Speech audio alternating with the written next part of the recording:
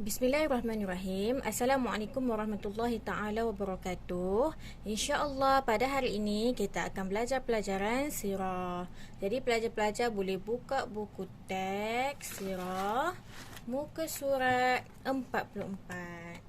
Okey, kita akan belajar pelajaran yang keempat, iaitu keluarga Nabi Muhammad sallallahu alaihi wasallam. Jadi tajuk pada hari ini iaitu perkahwinan Nabi Muhammad sallallahu alaihi wasallam.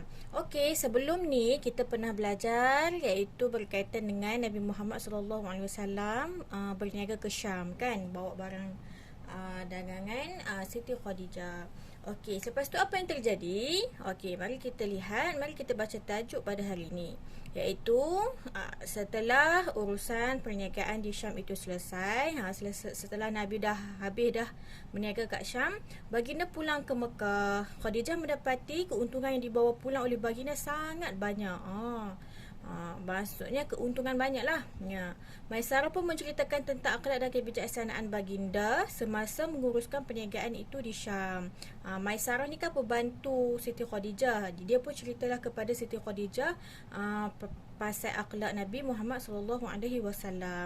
Sifat amanah dan jujur baginda berjaya menarik hati para pelanggan mereka. Hasilnya keuntungan yang diperoleh sangat banyak. Dekat Syam ramai yang suka dengan Nabi Muhammad SAW. Sebab apa? Sebab Nabi baik, Nabi amanah, Nabi jujur.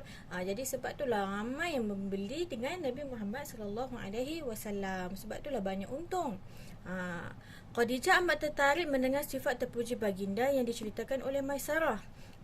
Khadijah dapat merasakan bahawa baginda lah, sambung muka surat 45, orang yang dicarinya selama ini untuk dipilih sebagai suami. Jadi apabila Maisarah duk cerita pasal Nabi Muhammad dekat Siti Khadijah, lalu menyebabkan Siti Khadijah rasa suka kepada Nabi Muhammad SAW. Sebelum itu ramai orang kenamaan dan berpangkat besar yang telah melamar Khadijah, tetapi semua ditolak olehnya. Sebelum tu ada je orang yang nak minang, nak lamar Siti Khadijah, tapi Siti Khadijah tolak, walaupun mereka tu ialah orang-orang yang besar, orang-orang yang ada nama. Okey. Kemudian Khadijah menyampaikan hasratnya kepada Nabi Muhammad SAW melalui sahabatnya iaitu Nafisah binti Muniyah. Nabi Muhammad SAW menerima lamaran Khadijah.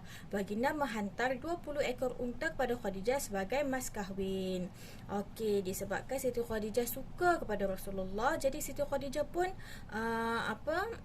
menghantar sahabat dia Nafisah binti Muniyah untuk takdim takdimlah Rasulullah SAW bagi Siti Khadijah.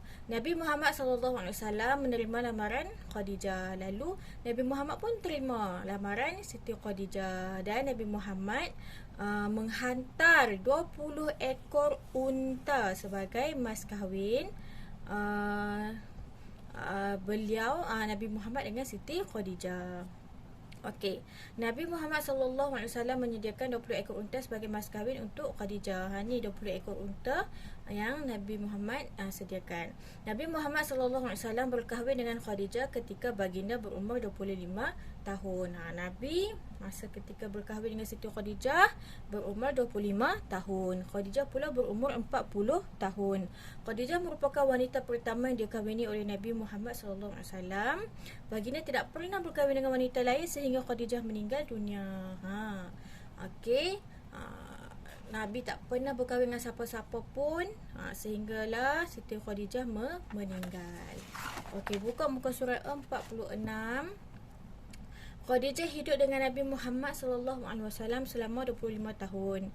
Mereka mendapat 2 orang anak lelaki dan 4 orang anak perempuan. Jadi semua ialah 6 anak. Apabila Nabi Muhammad SAW dilantik sebagai Rasul, Khadijah menjadi orang pertama menerima Islam. Apabila Nabi dilantik sebagai Rasul, Khadijah lah orang pertama masuk Islam.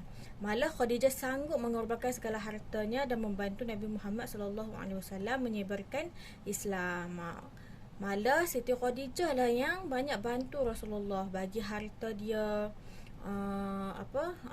bagi sokongan dan sebagainya. Oleh itu tidak heranlah Khadijah menjadi wanita pertama yang akan memasuki syurga nanti. Jadi wanita ummul mukminin lah, antara orang yang pertama masuk syurga. Okey. Sekarang pelajar-pelajar boleh buat latihan di muka surat 46 dan 47.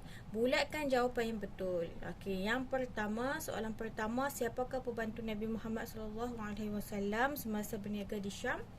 Siapa? Khadijah ke Maisarah? Okey, muka surat 47. Soalan kedua, lamaran Khadijah disampaikan kepada Nabi Muhammad SAW oleh siapa? Nafisah ke Maisarah? Soalan ketiga, apakah mas kahwin yang diberikan oleh Nabi Muhammad SAW kepada Khadijah? Pertama 20 ekor unta, B 25 ekor unta. Soalan keempat, berapakah umur Khadijah ketika berkahwin dengan Nabi Muhammad SAW?